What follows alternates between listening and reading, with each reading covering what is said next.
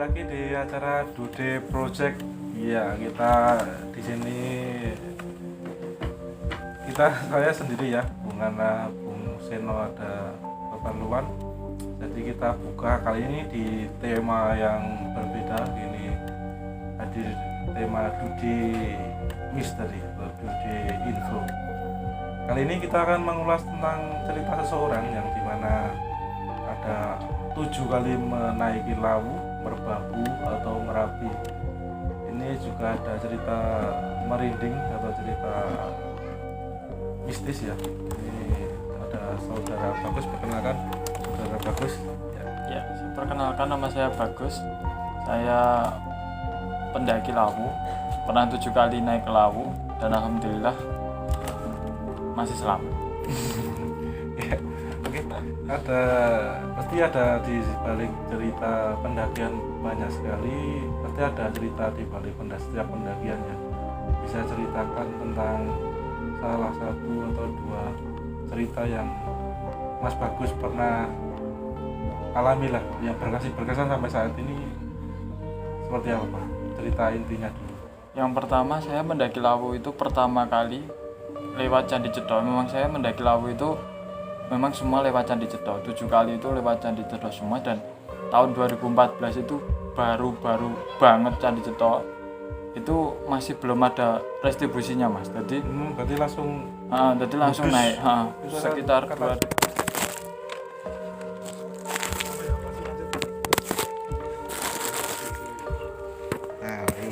Nih, berarti langsung bludus ya.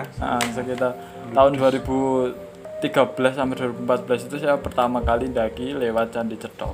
Dan itu memang saya pendakian itu kerombongan saya sendiri Mas. Cuma itu pada waktu itu malam minggu. Dan itu saya ketemu satu tenda di pos 5. Di pos 5 itu, dan tendanya itu kosong, tidak ada orang. Dan setelah saya naik itu semuanya pada kaget. Saya kan sampai di pos 5 sekitar jam 11, dan saya langsung diriin tenda, dan jam 4 itu saya langsung jam 4 saya summit attack langsung ke Mbok Yem. Dan di Mbok Yem itu semua udah kaget. Naik mana Mas?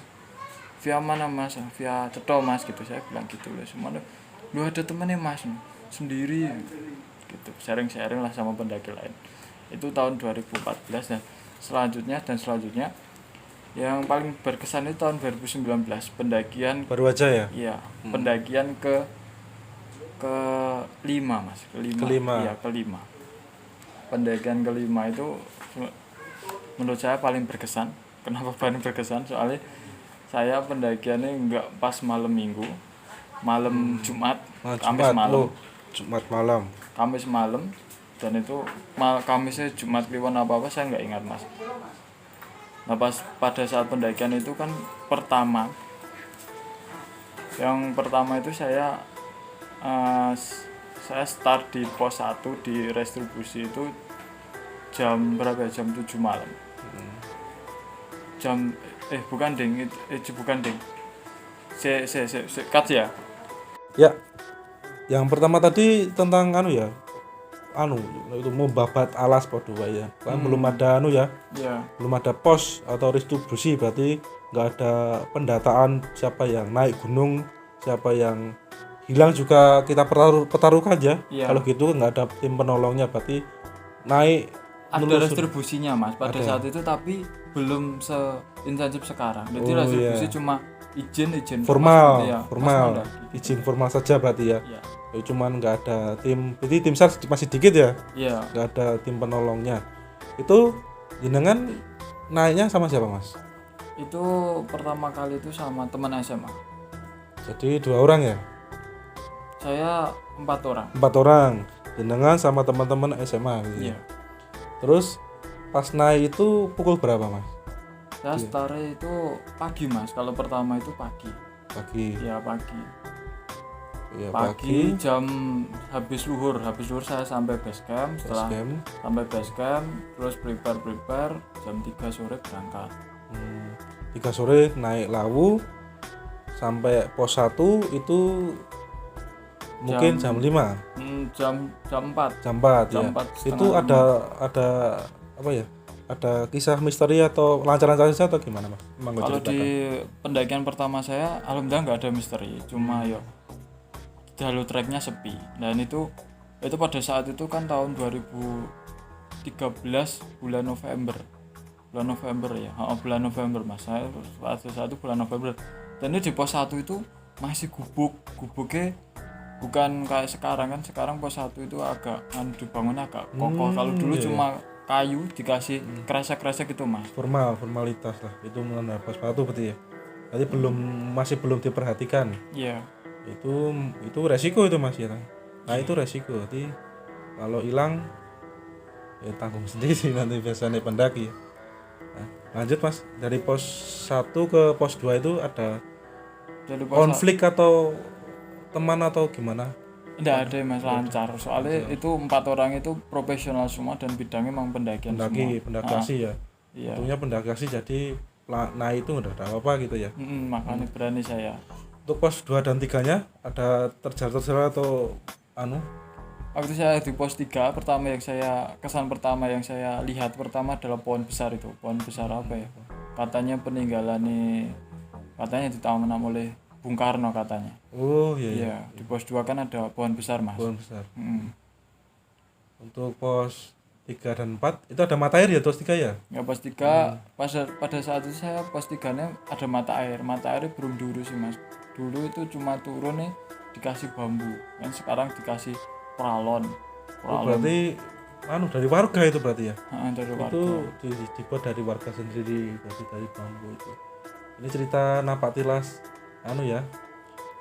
Babat alas pendakian jalur Jadi Cetha ya, seperti itu ya. Terus lanjut dari kita yang masih pengalaman lah dari bidang yang pos 4 dan 5 itu bagaimana Mas? Kalau pos 5 kalau di pos 3 ke pos 4 lumayan agak jauh. Jaraknya agak jauh. Itu pada saat itu trekking udah mulai malam sekitar jam 9. Jam 9 itu saya udah agak gimana ya. Kalau di Lawu memang suasana beda Mas. Beda dari gunung-gunung lain. Kalau di Lawu itu suasananya lebih kayak ada mistis-mistisnya gitu. Kalau di gunung lain ini perasaannya beda, mau itu sugesti dari teman-teman atau sugesti dari internet kan. Sebelum saya memutuskan untuk Cetha yang katanya ada view sabana bagus itu kan, tapi pendakiannya masih sedikit. Nah itu saya browsing dulu. Saya browsing tentang Gunung Lawu, tentang kisahnya, tentang sejarahnya. Nah itu kemungkinan terbawa sugesti apa memang gunungnya benar-benar agak mistis itu di sana itu sunyi, sepi dan gimana ya, rasanya berbeda Mas. Berbeda. Iya. Memang Lawu terkenal dengan mistisnya ya. Gunung paling mistis menurut saya itu Lawu itu. Berarti kalau sampai puncak biasa saja Mas, berarti nggak ada kendala-kendala apapun ya? Iya.